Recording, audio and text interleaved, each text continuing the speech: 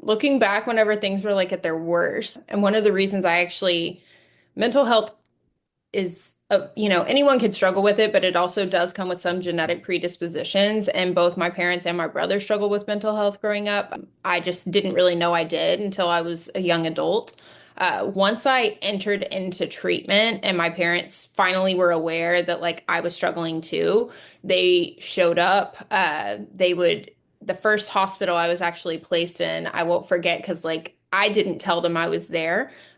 My boyfriend at the time called them and said, Megan's been admitted, and they drove up like overnight. They were at the next visitation, like showing me they were there. They helped me find additional resources. They actually let me I was working full time, going to graduate school, doing all kinds of things. And they sat me down and said, if you really want to focus on getting better, what if you gave all that up, moved back home, and just focused on getting better? Like you put yourself in treatment and that was all you did.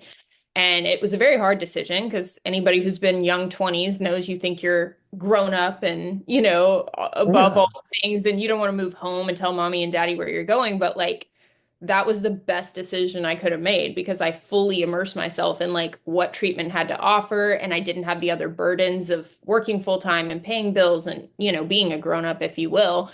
And having that level of support was everything, being told that like, maybe you're not okay. I remember the time I actually knew I needed help. I was competing at Miss Dallas for Miss America at the time, and I just had in my mind I was going to win swimsuit. I was like, I'm not going to be Miss Dallas. That's okay, but I'm going to win swimsuit, and that's going to be everything.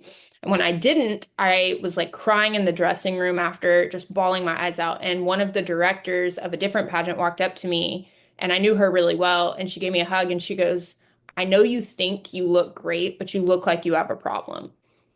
And I'm like, at first you're like, ouch, geez, like, how do you tell another Yeah. person that? And I went home and thought about it and was like, wow, what if that's true? Like, what if I'm destroying myself and destroying my body for nothing, and I that mean, really made sometimes people need to hear that.